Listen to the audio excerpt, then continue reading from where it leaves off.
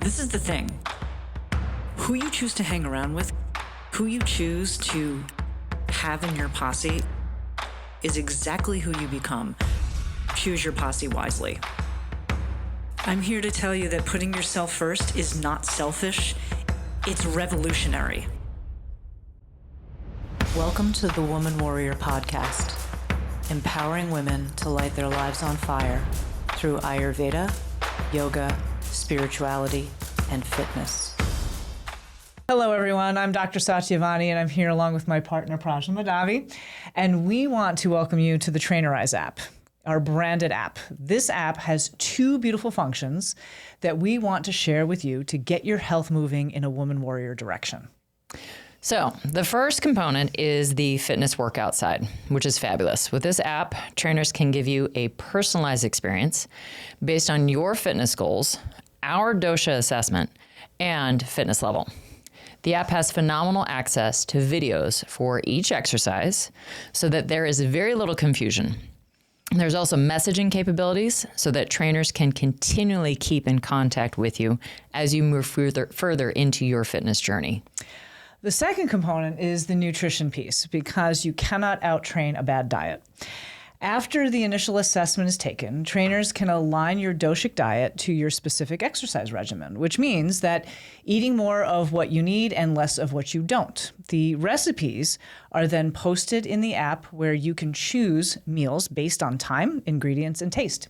And you can always refresh the menu if needed because you prefer something different. So with these two components, along with our Ayurvedic assessment, we'll give you a unique and individualized experience that you most likely cannot find anywhere else. I would agree with that. Mm-hmm. By using our personalized app, you'll gain knowledge of what your body needs and be on the road to becoming your best and brightest self. Welcome to our app. Jai Bhagwan, Woman Warriors, and welcome to the Woman Warrior Podcast. I'm your host, Dr. Satyavani, and who better than the co-host, Prajna Madhavi. Look at that. See? Yep. So easy. Here we are. We are so excited to have you here today. I don't know. Today I'm just really happy to be in the studio. Yeah. This is just wonderful. We are taking a journey through Patanjali's Yoga Sutras, and specifically, we are going this entire year doing the yamas and the niyamas, which are these precepts by which we should live a good life. And last time for our recording, we started out with our first one, which was Ahimsa. And we're dedicating each of our podcasts, 2 podcasts at a time, to each of the yamas and the niyamas. There's a total of 10, so you'll get hit with 2 per. And that's kind of the plan of action at the moment. Next time, we actually have a special guest, so I'm very excited about that. But we're not going to tell you about that just now. So today, we are continuing our discussion about Ahimsa, or nonviolence. And I actually think it's pretty darn appropriate because there's a lot of violence going on in the world right now. And I know you don't watch the news. Yeah, I don't. You don't tune in. I try to stay away, and I can totally admit that it can be a gateway drug for me. I got enough going on in here. I know. I don't need more. It's funny because when Praj and I have discussions about things like this, like the news, mine just turns into action and anger, and hers is the spin. So it's funny to see doshically how people receive news and information, and how that plays itself out. I will recommend for those of you who know that you're a Vata constitution, it's when Satyavani talks about the spin, I've actually talked about this with a couple of my clients who are very high stress anyway and have stress in their lives. I really think that, adding that to your regimen, it is going to make you spin out of control and put you in a Vata derangement very easily. Mm-hmm. So if you are Vata out there and you can avoid it, I highly recommend you avoid it as much as you can. Yeah. So. Well, what's interesting, again, in Ayurveda, we have this principle of like feeds like. Mm-hmm. So those that get more imbalanced and spin out because of their Vata constitution, when they spin out because of these things, it's actually also the thing that really attracts them. Mm-hmm. So I'm just attracted to it because I get angry and and so Like feeds like. exactly. So that's the side that, and I have to just be really careful. Like actually today I consciously said like I am going to take a media break for the next week and just not even pay attention. And sometimes that's hard because Michael, who is also Vata, he spins. Yeah. And I come home and he wants to talk about it and all of this kind of stuff. So, but we digress. But what's interesting, though, is as we're discussing Ahimsa nonviolence, last time we talked about how we can inflict self-violence. And we want to move away from inflicting self-violence because the more that we move away from that, the better we're going to be when we're interacting in the world. There'll be less violence infliction in the world. So, but today we offered a little bit of remedies, last time, but this time we are going to talk about 10 ways to practice Ahimsa in everyday life. And Praj did some great research on this, and we had some discussion over the past couple weeks. And so I'm excited to talk about it and give people some tools, which I think is really appropriate right now. And these are tools for life. It's not just practicing nonviolence in your life, but also life practices that I think benefit everybody. Yeah. And our goal is always to make these ancient teachings as practical as we can. Yes. And so this list of 10 jumped out at me as I was really kind of just doing a search of like 10 ways to practice Ahimsa. And I was like, oh, okay, this really falls in line. What I really thought was interesting too is as we go through these, I would challenge the audience or whoever is listening, our awesome listeners, to think about what kosha each of these might fit with and what layer it might be with before we actually mention it, maybe ourselves, and kind of think of it that way. If you can decide, oh yeah, I think that's the Annamaya or the Anandamaya or the Is it affecting us physically? Is it affecting us mentally, emotionally? All of that stuff. So, and there's going to be overlap and multiples. There's probably an argument that could be made for how these practices can affect all layers of the self. Yeah. So, it's exciting. So, great segue to wellness check-in. Wellness check-in. You go first. Do you want me to do announcements real quick? Oh, yeah. Okay. I'm sorry. Like, I'm just way ahead of great segue in my mind. Yes. Great segue for announcements, everybody. Yes. So we have, we're coming up on our 4th weekend of hybrid camp. I can't believe it's gone by so fast. Yeah, it went by really fast. Yeah. Really focusing on, again, metabolic conditioning. We're really getting people moving, kind of out of their comfort zone, out of breath, essentially. That's our goal. We did that pretty well this last week. Made them do lots of fun things. Yes. So we have our 4th weekend of that. We have kind of a big announcement where we have finally found a home for AWP2, so the Ayurvedic Woman Program 2.0. It's going to be at the Portal, which is off of Vista. Yes. And this is going to be, we're going to do a kind of an introduction as to who we are, kind of if anyone's interested in doing the AWP 2.0. This is going to be on February 28th at 4:30 at the Portal, 4:30 p.m. It's our info session. Yes. An open house. Yeah, open house, info session. You'll also meet some other wellness people as well from other businesses. So that is going to be a great way for you to see us, get some information about AWP 2.0, and get to meet us as well. And ask questions. Yeah. And big shout out to Chelsea Ann Frakes, who owns the Portal, is the leader of that space. We are so excited to offer it there in your space, and so appreciate you wanting to give it a home because, strong women see strong women. So it's going to be great. And her space is beautiful. So even if you're not interested in the program and you just want to come and find out what's going on and you want to check out the Portal, highly recommend you come and see us. Yeah, if you've ever followed her on Instagram, like she really has a lot of videos of her process and how they built that building into what it is now. And it's really cool to see how much work she put into that place. It's a really cool space. So I'm glad that we landed there. Yeah. Yeah. And then in Trainer Eyes, we have our GLP-1 program, supplementation program. instead of program, kind of call it what you will, but it's something that we are really excited about, and that's going to be in our Trainerize app. And that's basically, we're going to have 3 tiers in there. And those 3 tiers are going to be set up for really anybody who is on a GLP-1, wants to get off of a GLP-1, is thinking about getting on a GLP-1, or just anyone who wants to improve, their GLP-1. It's a natural peptide in your body. So anybody who wants to increase that in their body. Yeah.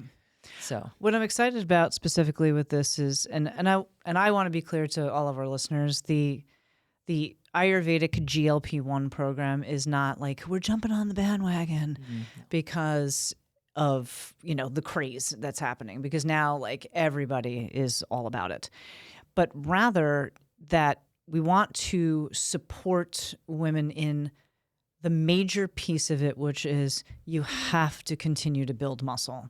Regardless of where you are in that journey, if you are on it, thinking about it, or coming off of it, the muscle piece, your muscle development is something that is super important. Your muscle is the longevity of your life. And there's a lot of research out there about the implications of GLP-1s on muscle and muscle loss. So if anything, we are just trying to provide a program that is practical and extremely supportive of you continuing to grow and build muscle for stability and for longevity, regardless of where you are in that journey. And also the natural supplementation that you can do so that either if you don't want to get on them, these natural Ayurvedic supplements will help you with reaching your goals. And if you decide to come off them, you have something that will continue to support you as well. So I just wanted to make sure everybody knew that, that it's not like, oh, are you supporting GLP-1s? We just want to provide a support network for people who are anywhere in that space. So there's been a 600% increase since. Are you serious? Since 2020, maybe. Wow. I think is what the stat was. On my month, they were talking about it. And so in 6 years, there has been a 600% increase in the usage. Don't quote me. I know the 600 is right, but I don't remember the year. But it hasn't been very long. It's only been even if it was 2020. 5. Yeah. Right. And that's in the injectable. So imagine if they come out with a pill, which and make it easier is in the process of happening for people. Yeah. You're going to see, because some people don't want to give themselves a shot. Yes. And that might be the only thing that's preventing them from actually doing it. Yeah. So it's here, and we just want to help people manage it as well as we can. Yeah.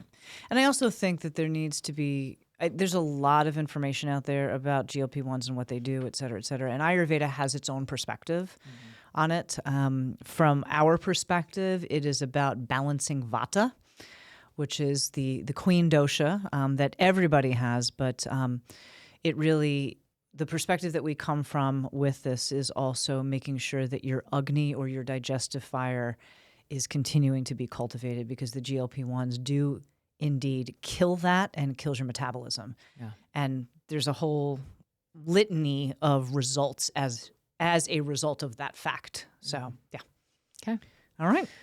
Anything else you can think of? I know we have the HBC challenge coming up, Fit Body Bootcamp. Yep, at Fit Body Bootcamp. If you are indeed a member at Fit Body Bootcamp, Praj and I and all of the coaches there are going to be leading the HBC 6-week challenge, which begins this coming Monday, February 9th, for 6 weeks. And it's a habits-based challenge. So we always say that it is not a weight loss program. No. It is changing long-term habits, which actually is really ironic, because talking about our GLP-1 program, which we are going to do a workshop for the GLP-1 program and talk about GLP-1s during the HBC challenge. What's really good is that we've got these habit-based challenge switch-ups, and we'll be talking about GLP-1s, because the reality is that with GLP-1s, you need to put habits in place so that when you do eventually come off them, that the pendulum doesn't swing the entire direction that you came from. Yeah. Because you have to have habits in place. So, yeah. Unless you want to be on them for your whole life, which is not a long-term solution. Most people do. No. So. Absolutely not. So, yeah. All right. Okay. Wellness check-in. Wellness check-in. All right. Give us the scoop. Okay. On you. The pain is gone from my shoulder and my elbow. Now my whole right leg wants to come off. Okay. So the arm and shoulder amputation is not happening, and now we're moving to the leg. Yeah, now the right leg. Okay.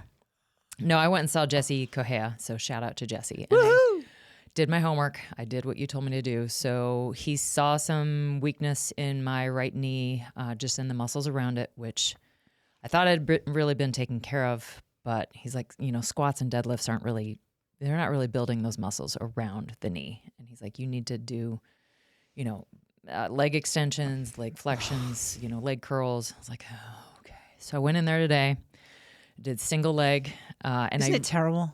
It is. And at the same time, it's really good for me. Like just feeling the weakness in my right leg because of my knee, and just kind of moving through that pain, and then just seeing that my inside quad muscle is just so underdeveloped. Wow.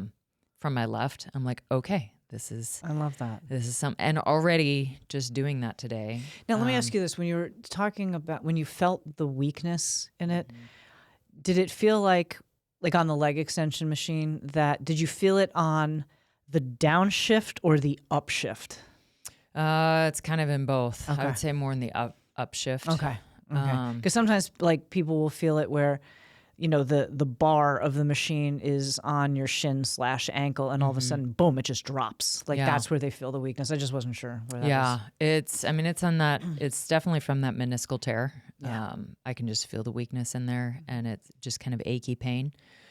But I can definitely just tell where, that is just underdeveloped. And I already, that clicking that I was talking about yesterday that was so annoying, that's already reduced, just me flexing that quad muscle. And so it's just so nice to know that, these things can be worked on if you just focus on the right things. And I don't need to cut my leg off. And you don't need to have surgery. Don't need to have surgery. I can manage the pain and just find a way, to get through it. Other than just having someone scope it out and I'll just clean it up and then whatever that means. Yeah. As if it were like your bathtub. Yeah. What? Yeah. And so, because you never know the result of that. I mean, some people have good results. Some people have terrible results. Absolutely. I don't really want to find out yet. But see, I think that's also a really important point. Having been somebody who's had several orthopedic surgeries, now I would say, I'm not going to say that I was the exception to the rule by any stretch, but when you get hit by a car on your bicycle, that's what's going to happen. Going to be some things that need to be fixed. Put back together. But just overuse or incorrect use, or maybe there was more of a minor injury that developed over time. That's why I always tell folks, before you jump to the orthopedic surgeon, which, we live in a society that is knife happy. Mm-hmm. Before you do that, do the PT, get with a really good PT that can give you these exercises and tune into that, because you actually can reverse this. Yeah. It's possible. Yeah. I mean, I'm not going to be able to reverse the tear necessarily. No. But you can build the strength back up. But that was all he was saying. He's like, you have to build those muscles around that kneecap and around the knee so that it doesn't cause you as much instability and pain. Right. He's like, then you can probably continue doing what you want to do within reason. Mm-hmm. Somebody asked me in the locker room today at Planet Fitness. One of the girls saw you doing one-legged extensions? No, she's like, I have a random question. She's like, do you play flag football? Would you be interested in playing flag football? And I'm like, my God. If my body could run anymore, maybe.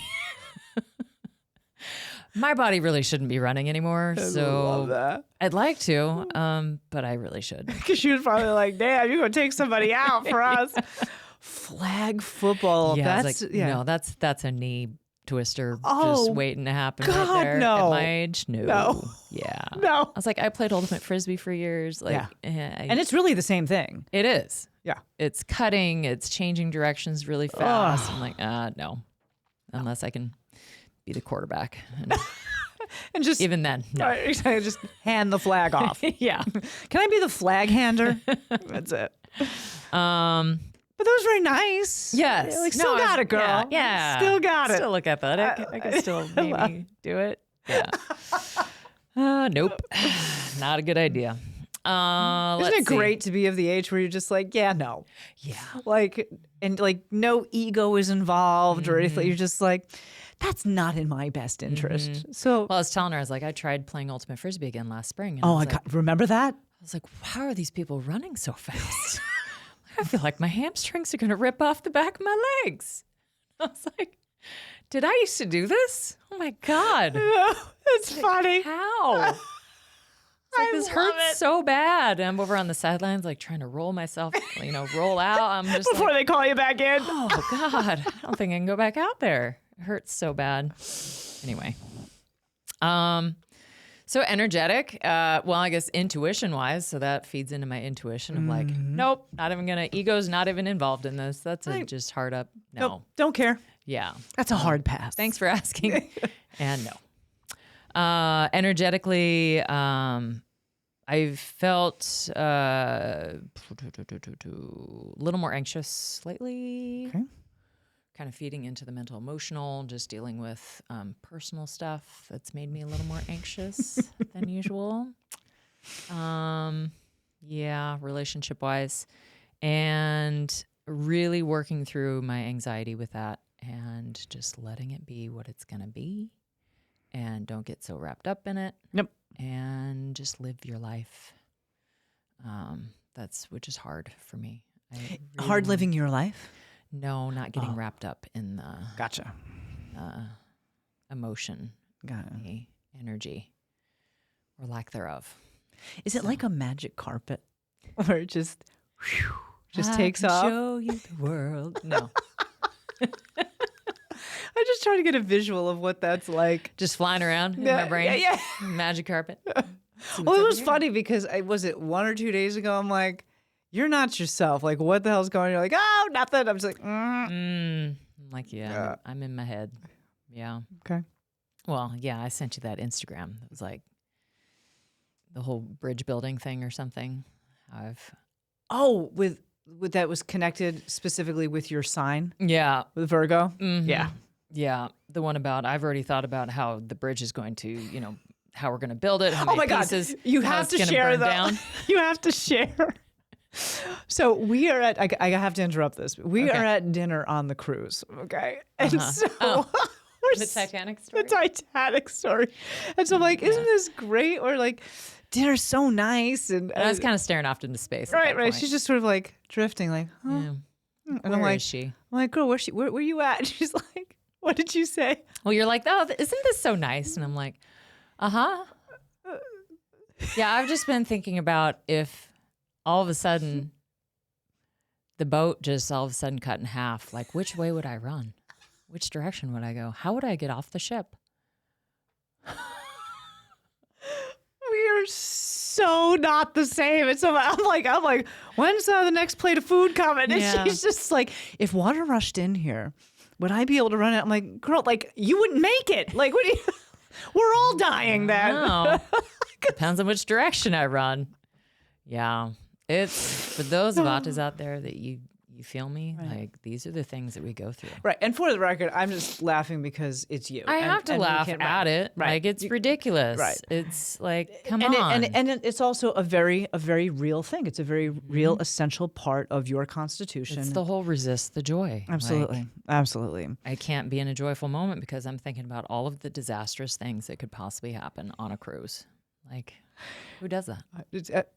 I don't know. You do. I do. You do. Mm-hmm. But it's also people who have primarily Vata constitutions or are experiencing Vata imbalances in whatever level from one side of the spectrum to the other.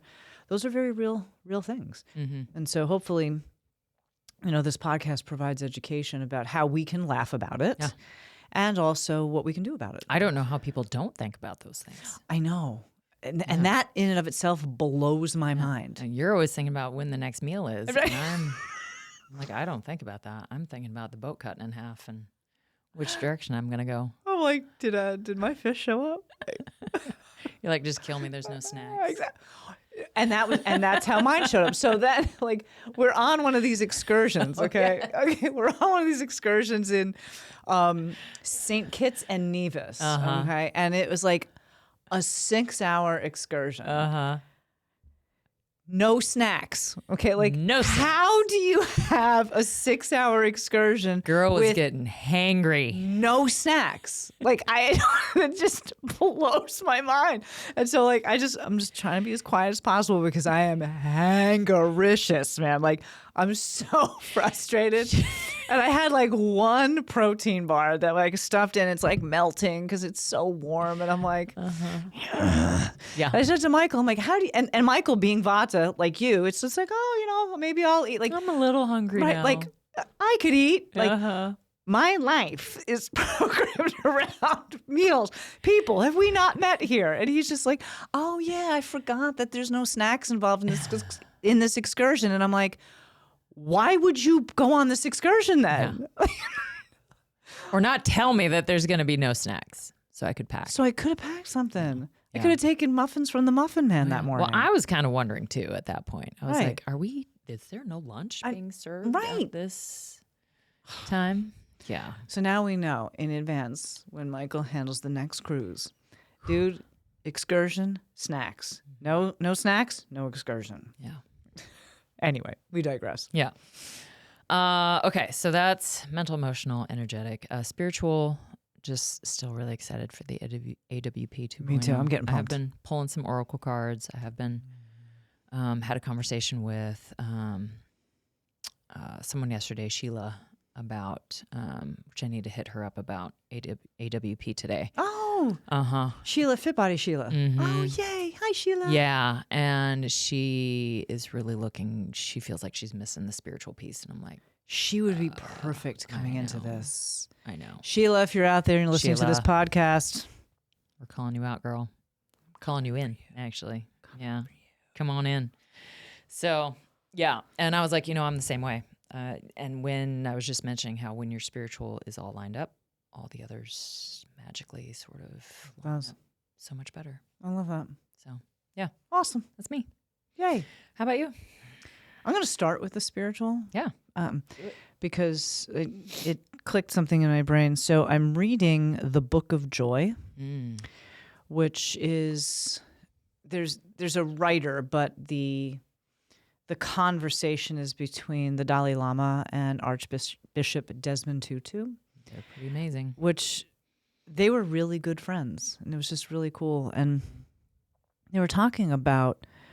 I'm in a section that just talks about what happens when we resist the joy, in our lives, and how that has all of the things that we talk about in Ayurveda, this implications on our mind, on our physical body, et cetera, et cetera. And, a lot of people always wonder, specifically as it relates to the Dalai Lama, how he could always be this happy, joyful person when, he's been exiled out of his own country. And, he just says that a lot of it comes from being able to be in contact with other humans, and I really thought about that. And that's exactly why I'm excited about us rebooting AWP, because I think we need to be in community together. And there is a collective spirituality that comes as a result of all of us being together and sharing experiences. And you can't put a price on that. No. So I'm really excited about that. And gals who are listening who are in the Boise area, because we are doing this in person at the portal, it starts in April, the first weekend in April. It's 12 months, 1 weekend per month. The schedule is on our website, www.thewomanwarrioracademy.com, and then you can just look up AWP 2.0. There is a couple of videos there. There's a testimonial. We've got some social media coming out about it as well. So inquire and just look at the content. And this is the other thing. Like, yes, it's a high ticket item, but it is priceless of a program. And for the record, we've got payment plans of all different types, and we don't charge interest. We authentically just want you to be part of the community and to really be in a space of transformation as a result. So I'm excited about what we're revamping, what we're keeping, all of that. So it's going to be pretty cool. Yeah. Putting that down intuitively, going back to intuition. I had this very interesting example. I think I shared with you this week. I had somebody who reached out to me wanting personal training, and then was like equivocating back and forth. And back in the day when I was a young trainer, or new as a practitioner or doctor, like the whole thing, I would always quote try to sell myself, to allow people to know that, like, well, I'm the better option, this is, you should choose me, kind of thing. And I think every entrepreneur does that, et cetera, when you're trying to build a clientele. And again, the beauty of being in your 50s was I just said to the person, I said, look, don't stress. Like, I know you're equivocating. I know that there are many options out there, et cetera. And you know what? It's okay. And was able to just make the decision for the person and for myself, because just nowadays I'm definitely intuitively in the space of, if it's not a fuck yes, then it's a no-go. Yeah. Like, that's just the bottom line. So, and I share that with all the women out there, because whether it's a job, whether it's a business partner, whether it's a friend, whether it's a relationship, if it is not a fuck yes, don't waste your fucking time. Yeah. You're worth more than that. Mm-hmm. So I'm just going to leave that where it is, because that was something on the business side that I was like, and I felt so good about that, and like left it on great terms, and like left the door open that, like, hey, in the future, if you decide, that you want to pivot and you want to reconnect, how to find me, kind of thing. So it was very cool. And I felt really good about that for me and for the person. So it was cool. That's knowing your worth and being authentic and Yes. not caring about the result. The fruits of your labor. Yeah. And just being, this either works or it doesn't. And Yes. if you're not all in, Right. then let's not waste our time. Right. Well, and it's also, just from the a business perspective, and I say this to the female entrepreneurs out there as well, that if you feel as if you're trying to chase somebody, or something, a client, a sponsor, a VC, to back you, and it's not a fuck yes, then it's not meant to be. Yeah. And putting your energy and your ojus into that is a waste of time. Yeah. Something will happen. It always works itself out. So intuitively, I've been riding that train for a while. And it felt really good to like have something where it's like, oh, wow, okay. Like, yeah, it's working. Mm-hmm. Mentally, emotionally, the fire horse is like in me right now. Feel so good about everything it is that we're doing. I am crystal clear about goals this year. No nonsense bullshit. I love the partners that we're starting to work with. One of them being Victor's Movement now. Yeah. Here in Eagle. So the gals, Lainey and Hannah, that are out there at Victor's, we are so excited to start working with you. And that's going to be just a really excellent evolution. So yeah. Off of Eagle Road. Yes, off of Eagle Road. Yes, yeah. I'm sorry. Thank you for the clarification. Yeah. Off of Eagle Road, technically Meridian. Yeah. Yes. So yeah, like laser beam. Mm-hmm. And energetically, just, as with all of that, navigating the energy around that of, I'm allowing this in my sphere and this I'm not allowing in my sphere.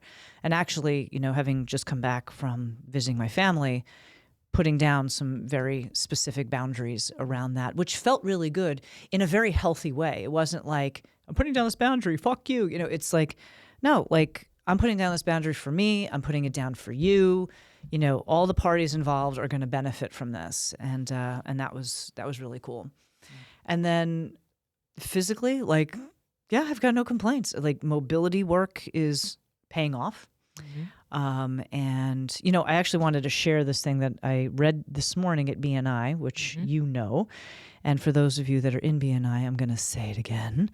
But I found this on Instagram a while ago, and I wanted to share this because I I'm tuning into this on the physical level.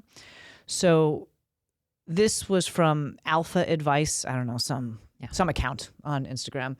And it says that arms are pride, legs are power, back is strength, abs are discipline, chest is confidence, and shoulders are dominance. So I've been kind of incorporating that into my lifting routine right now and all of my fitness. And I like connecting sort of the mantra with the physical side to it, which is kind of wrapping the spiritual into the physical in such a way that I feel like, our body is the temple. Yeah. So, yeah. Awesome. Those are the things. So great. All right, girl, we're going to dive right in. Let's go right in. 10 ways to practice ahimsa or nonviolence in your everyday life. So, do you want to go every other? Sure. Go. All right. Number 1, eat a healthy and plant-based vegetarian diet. Mm-hmm. Okay. So this is nourishing your body with fresh, healthy, nutritious, wholesome, organic, plant-based foods. Now, I know organics is kind of getting the rap these days. It is getting a rap. It's not really that much better than conventional. So At least in the States. yeah. Yeah, so there's that. So until that changes, as wholesome, as nutritious, as healthy as you can. Maybe it's even stuff from your own garden. That's probably the best option. Treat your body, again, like the temple. Okay, your body is that temple that does not thrive on junk food and unhealthy foods. So now the vegetarian diet, which we know isn't for everybody. Yeah, mostly vegetarian. You got to have that protein in there, and whatever kind of protein you feel like you need to have. But this really is, you're not seeing a whole lot of people that are disputing that these days. No. It's really the whole foods. Make it healthy, make it fresh. Make it green. Yeah, it's just, you're not really going to see many people that are disputing that today. And from an Ayurvedic perspective, the reason why the plant-based vegetarian diet is promoted is because that in all of the scriptures and the medical texts, which we consider scriptures in Ayurveda, that is the most sattvic or the most peaceful of foods, which are plant-based because it comes from the earth. It comes from Mother Earth, which is very nourishing. Yeah. Now we know that people, they eat, animal products, and some people, eat animals, etc. And it's not, we're not trying to make any judgment, around that, but rather knowing that plant-based foods are the most sattvic, the most peaceful, that will actually calm the nervous system. There's actually like a real science around that. It brings down inflammation, it calms the nervous system. So that's the benefit of that, which therefore ties back to being nonviolent. When you're in a peaceful state because your body feels nourished and strong, then there's no reason to practice self-violence or violence in the world. Yeah. And that would be most likely the Annamaya kosha. Yes. So the physical. Yes. And also the mental, emotional. I would say the Manomaya kosha. Yeah. Food, there's that popular phrase now, food noise, which I don't really understand. Maybe because I always think about food. Okay, will there be snacks? Exactly. Like, it's just not noise for me. It's just life, But I understand that people, like, it's a real thing. So food creeps into the mental, emotional, and the energetic. What you eat has an impact on what you attract, how much energy you physically have, mentally, emotionally you have. So, yeah. Yeah. Dope. All right. Number 2, cultivate the seeds of positive and loving thoughts. I have to say, this is a tough one. Like, this is a tough one in that we have in society right now with cultivating positive thoughts, because we are fed constant negativity. But I want to talk about this in a slightly different way. Yeah. The way that you can cultivate seeds of positive and loving thoughts is to not expose yourself to the negativity. It's the easiest way to do it. So, like, do a social media cleanse. Don't watch the news for a couple of weeks and like see how much better your life is. You have to remember that things are programmed out there to be negative because negativity sells. Yes. And negativity then it goes from negative information into negative thoughts, which then turns into negative energy inside of the body, which causes dis-ease inside of the body. And ultimately, that's the thing that the owners of the means of production want. Mm-hmm. They want you to be mentally, emotionally, energetically, and physically sick. And so when we feel that way, when we feel like shit, we then are more prone to being, quote, violent. And I'm not just saying violence in its traditional way that we talk about it, but being rude, being angry, being frustrated, being calling people out and getting into fights on social media about, my way is better, or, having to prove points, all of that stuff. That negative energy just breeds other negative energy. So as you're eating a healthy diet, cultivate the seeds of positive and loving thoughts. So yeah. Any other comments about that? No, I just, the thought, when you feel like shit, you do shitty things. Like that's just plain and simple. You're not a happy individual. That. And that's why I don't watch the news. I try to avoid the news. I mean, I'll talk to my parents and they're like, did you hear about it? I'm like, guys, I don't watch the news. Yeah. For a good reason. If you bring something up to me, I'll think about all the other perspectives that could be out there that you didn't see on the news. Mm-hmm. So. Well, and also, like, is any of it even real? Yeah. Which is, which is basically the second yama, Satya, which we'll get to in the future. But is any of it real? And like, why are you getting upset and angry and violent over shit that's not even real? Yeah. This stuff is manufactured. Mm-hmm. So. Yeah. Number 3. Yes. Make sure not to skip your meals and your sleep. I am so glad you're number 3. See, I have no problem not skipping meals. No, I do. Speaking of which, how are you doing with your macros? Better Okay. than I ever have. Good. I think I'm still probably over 100 on protein most days. Awesome. Kind of gotten that habit of eating very light in the afternoon again, like later in the afternoon. Which isn't a bad thing. Yeah, my biggest meal is definitely between 10 and 2. And then I just kind of eat fairly light after that. So I really try to get most of my calories before 2 p.m. And that's when I eat most of my food. Mm-hmm. So that's, again, starting out really early with the protein shake. And the protein there has been helpful and helps sustain me. So when our prana or vital energy is low, so prana is our energy that flows through us. Life force. It's difficult for us to practice ahimsa and be compassionate. So when you're not, again, when you feel like shit because you're not eating, which is, again, if you're a vata out there, we forget to eat and you have to force yourself. You have to get into that routine.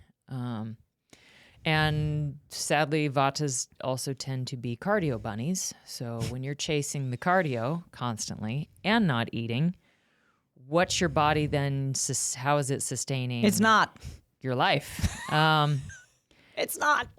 It's not sustaining muscle because you can't have much muscle because you don't have enough calories. So you just have basically your bones and some skin, and your fat is holding on because you're not eating.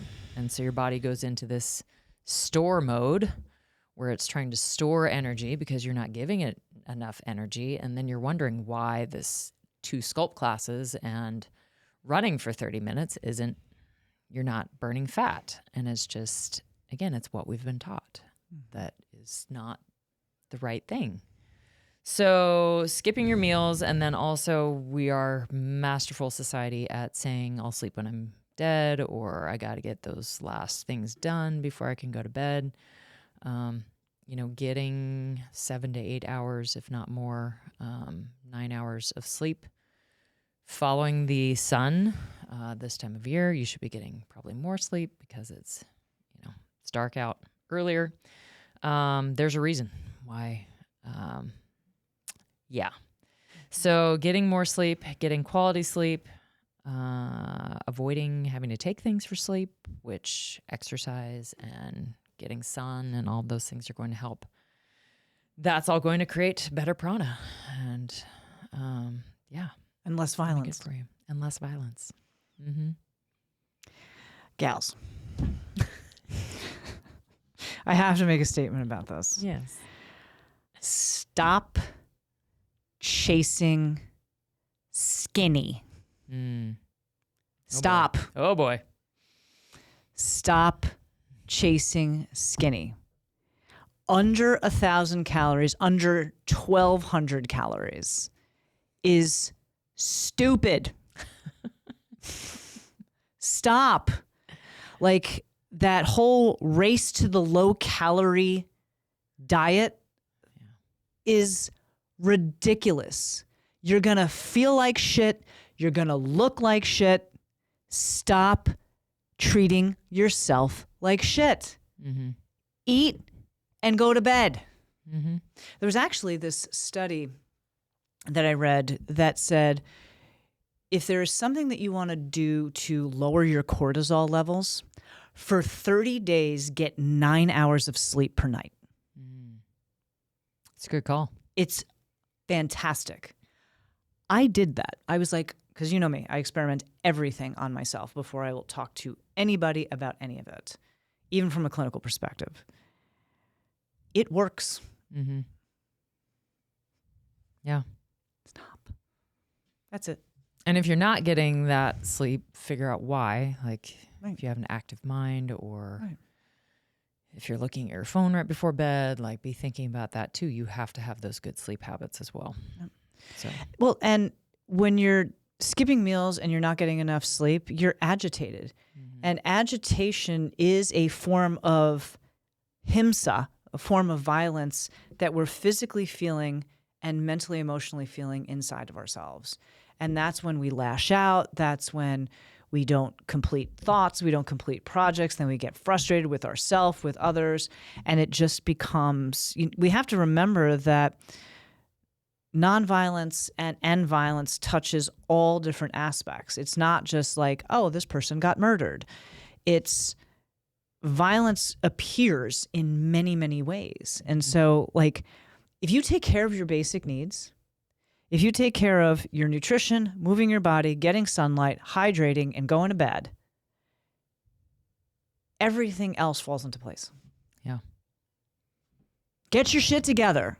And if you're thinking you need all of these other things, you have to really dive into that and take a look at, do I really need these things? Or is that ahimsic? Am I, choosing violence against the self by wanting these things, which then decreases my sleep, which then decreases these other things? Right. Yeah. And do you really even want them? Yeah. Like, really think about that. Or is this just an addiction? Mm-hmm. We are such an addicted society. Mm-hmm. Eat and sleep like you give a shit. Yeah. Next. 4. I like this one. Oh, yeah. Number 4, ahimsa on the wheels. Be a calm driver. I will fully admit this is a practice. I've heard it. Oh, she has. That I really, really, really need to engage. So when I saw this on there, I was like, oh, I've just been called out. Driving aggressively or getting angry with another aggressive driver both account for ahimsa. Ahimsa inspires you to curb that. I think that's funny, curb it. Mm-hmm. Yeah, I can admit, especially when I go to California and just driving in the parking lots, like never mind the roads, it's a lot. It's a lot. Yeah. So, and then like you have the other extreme, like here in Idaho, and I'm like, get out of the fucking way, Mm-hmm. So yes, be a calm driver. And I'm not going to say take it from me because I'm perfect. Absolutely not. But take it from me because I am sometimes not a calm driver. And it actually doesn't benefit. And actually, it could result in a car accident, Yeah. which is violent. Yeah.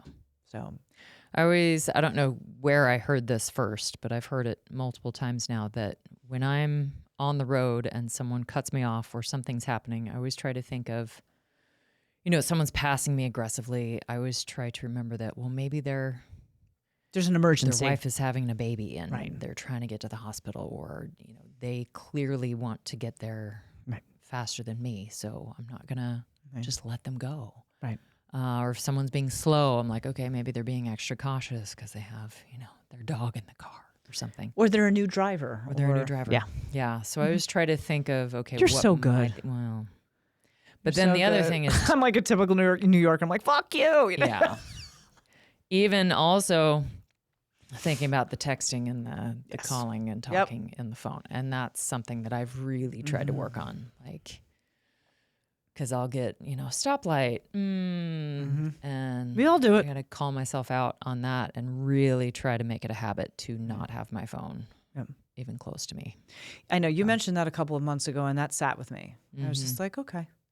The best way, honestly, to do that is to put your phone, like if you have like a bag or something like that, and then put it in the back seat so you can't touch it. Yeah. Yep. Because that is, you think about it, that's, if you're otherwise healthy, that is the one thing that could happen to you if you're on the road. That's right. True. So, all right. Number 5. I don't care about this one at all. Care for Mother Earth and our ecosystem. Madhavi. Yeah, Madhavi, Mother Earth. Mother Earth. So this I really started getting into, years ago. But I love these examples. So care for the Mother Earth and our ecosystem by doing these practices. Yeah. Go. So I love staircases instead of elevators, walking, riding bikes instead, or carpooling. Okay. So I started doing that at one point in time. We try to do that when we can. Yep. Reusable bags to the grocery store. I'm really good about doing that. I always have the usable bags in my car. I just get what I need, bring it back in the house, put the bag back out in my car. It's once you get into the habit. Yeah. Can I say one thing about that I recently started doing? Yeah. I'm a big fan of the box bag like that they have at Fred Meyer Natural Grocers. Yeah. I think they even have it in Whole Foods, but not the tote, but the box bag. And what I now do is I take the box bag and put it in my grocery cart or just walk around with it. And however much can be put into that bag, that's all I'm buying.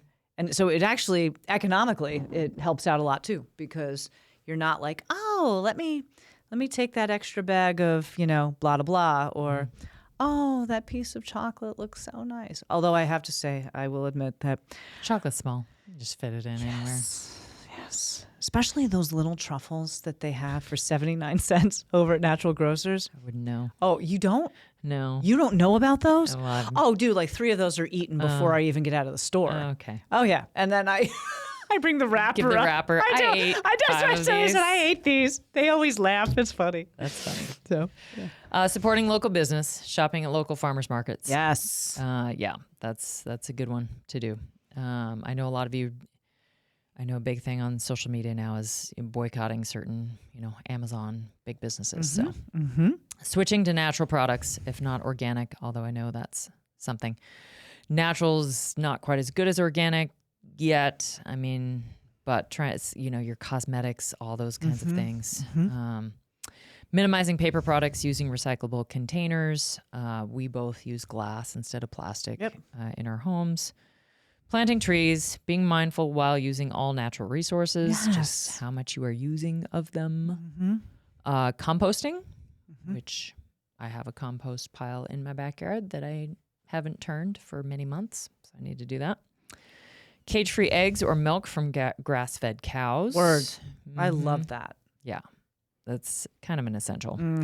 Learning where your clothes come from, choosing ethical companies. Now, when I had, they are a little bit more expensive. So having the money to pay for those, but it can be worth it.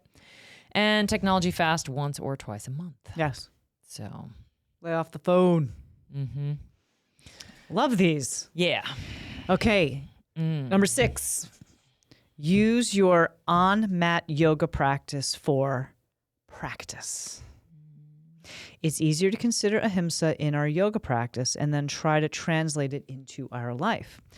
So, for example, when you are practicing yoga, and in all of its forms, not just asana, do you do your sadhana, your practice, in a disciplined manner or as per your mood? Very interesting. These are questions that come out. We're just going to float them out there. Yeah. Do you harm yourself in any way by either being too pushy or being too lazy? Never. Like when you're doing your practice, like, are you like, I gotta burn these calories? Or are you looking around at the people around you and like, oh, that person's doing this, therefore I should, like, competing? Do you not deny your body rest when it's needed? Yes. Oh yeah, I've done that many times. Like I really just want to lay down, or I want to not do this particular sequence, but do it anyway. Do you pay attention to your breath? A lot of people do not. No. At all. No. I mean, we even see it, with personal training clients, like holding their breath. I'm like, girl, you got to exhale. Like, it's okay. Been holding that in for a minute. Yep. Why are you turning purple? Yeah. Do you glance at the other students in the yoga studio and compare yourself to them? Believe it or not, that is a form of violence. It is. Do you base your self-worth on whether you can do a certain pose or not? Oh, that's a big one. Practice. It's a practice, not a perfect, people. And guess what? I will go back to what my yoga teacher, Devarshi Stephen Hartman, said to me a million years ago, or said to our group when we were going through a training with him. He says, great, you can stand on your head. You're still an asshole. Which was like, boom, yes, like, because everybody thinks like, oh, if you could do all these fancy So poses, enlightened. just so enlightened. No, you're still an asshole. Yeah. So like, just practice. And guess what? If you can't do the pose, nobody cares. Do you think how ugly your toes look when you are doing a forward bend, or roll your eyes in sarcasm at your love handles in a side bend? It's a form of violence. It is. Like, are you sizing your body up? Don't do that. Do you get mad at yourself for your chattering mind in savasana or in meditation? Guess what? Everybody's got the vrittis going. Everybody does. And that's why we call it a practice. So, number 6, in order to practice nonviolence, when you're on your mat, just practice non-judgmental self-awareness. That's the lineage of Kripalu. Non-judgmental self-awareness. Love it. Number 7. Just let it go. Word. I love how each of these are like nailed to each of us. Yes. Sometimes we just need to put a stop to controlling everything and need to let go and let things flow. A compulsive need to control is just a product of various fears that we have. Fear is the basis of violence and aggression. I really liked how it said that. Would you like to add anything to that? Yeah. I have both of those. I have constant fear of, am I going to be able to do this? And, is the ship going to break in half? Is the ship going to break in half? Am I going to lose all my clients? I constantly have those thoughts, and that's my, that's the control. Like, what can I really control about this? Just nothing. Be yourself, be authentic, and the rest of it is leave it up to the universe. I'm getting better about it. But even, in these latest developments, I've really thought about, okay, what am I trying to control this situation? Why am I trying to control this situation? Like, what is it doing for me to try to control it? And so those are all things that I've been thinking about lately. So yeah. And then, behind that need for control, what is the fear that's behind that? Right. So. And you are so far along the path with this. So you should be proud of yourself. Yeah. And we all have it. Like, Pitta's our middle name is control. Yeah. Control. I get it. Yeah. Number 8, resolve conflicts by peaceful measures. I love this. Conflicts are a part of life everywhere. And what I want to say about this also is avoiding conflict is also violent. Oh boy. Yes. Conflict is just a natural part of life. And I think the reason why people become conflict avoidant is because they're afraid of it. And and it goes back to the one that we just talked about, Huge. fear is the basis of violence and aggression. And so, and the reason why we're afraid is because we can't control the situation, et cetera, et cetera. Why does difference of opinion have to be an issue? That whole, well, we can agree to disagree. And I think that's kind of passive aggressive in general too. But conflict is a part of life. And part of the reason why we're living in the society that we're living in right now is because people don't want to address conflict. They don't want to step up and actually say, okay, we have a difference of opinion here, but it does not have to be violent. And it also doesn't need to be where one person who feels more aggressive in engaging conflict than the person that they're in conflict with, they have to dominate in order to let the conflict go. Have to control. Right. Let's just have a conversation. This doesn't have to be, we're not angry, we're not frustrated. Let's just have the discussion. And actually that happened with me with my family visit this past time. And it was there was no, nobody was yelling. There was no anger. There was just hey, let's just present the facts. Let's talk about this vis-a-vis each of our experiences. And I think everybody walked away feeling better about the situation. So conflict can be resolved peacefully, and being conflict avoidant is only going to make it worse for you. Yeah. We've lost the art of being able to debate and talk about our viewpoint. Yes. In an articulate manner and listen to the other person, take it in, show a different viewpoint. Correct me if I'm wrong, but it was Abraham Lincoln and Andrew Johnson. Were those the two that debated over slavery way back in the day, Civil War? I know it was era? Abe Lincoln, but I don't remember. I'm sorry. I know. Yeah. I just remember. I'm going to look that up. I know. I only taught this history 1 year, so I apologize for those of you history buffs.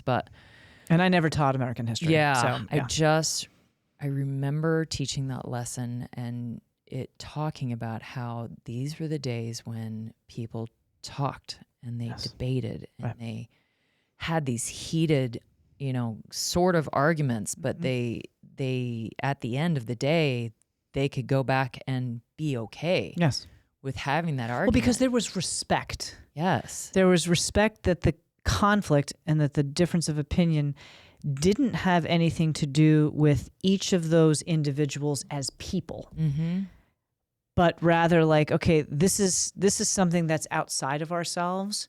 So let's just have a discussion and we can still walk away with better knowledge and insight into the other person. We don't do that anymore. No, we don't. We can hide behind a screen. We can hide behind our account. We can hide, so we just say whatever, and we don't have to face that person. Which to me is not only violent, but it's weak. Be accountable. Yeah. Be accountable. Stand up. If you don't agree, you don't have to like it. I mean, there's tons of things that are out there that people don't like, et cetera. But if you are going to speak up about something, be accountable. Don't hide, because that's being conflict avoidant. Well, I'm just going to drop this bombshell out there and then I'm going to run. No, that's weak ass shit. Stop. Nope. Yeah. Good. And we've lost the ability to be civil about that stuff too. Yes. All right. Practice meditation. Number 9. Word. If more people did this, probably be better. To create peaceful, harmonious environment at home, at work, or in our community, we must find peace within ourselves. In order to do that, taking time to reflect, to meditate. One of the things I've been doing in the restorative yoga especially I think because it's 5:30 in the morning. Yes. I do a 10 to 12 minute nidra meditation, because I feel like it just sets those ladies off with I got some time for myself today. Right. I can take a breath. Yeah, because I know a lot of them are moms and the rest of their day is hectic. Go. Just take this time to move your body, stretch your body out a little bit. And it's, when I think restorative, I think a lot of people think, oh, it's just that physical layer. But no, let's get into that energetic, the spiritual, if you will. Let's get into that layer too, so that you feel better about your day and you can be kinder to people. And because you've had those moments in your morning to be with yourself. Yes. I love that. So Even guided meditation, yoga nidra, that it makes a difference. And when people say like, oh, I can't meditate, etc. Yeah, you can. well, they think their mind has to go blank. And I'm like, Right, that's no. not possible for one. No. Michael actually, who is, as you know, a very, very deep meditator, he actually said to me, he's like, meditation is not for finding answers and solving problems. It's to actually give your mind a rest. And then the solution comes. But it's not there like, I'm going to sit here and I'm going to analyze this thing over and over again, and I'm going to come up with an answer at the end of the 20 minutes. It's like you totally missed the point. Yeah, someone came up with, why do you think you get your best ideas like on a walk or in the shower? Right. Because you're not thinking about anything, No. really. And all of a sudden, these ideas just pop up like, oh my God. Right. We need to create a shower notepad.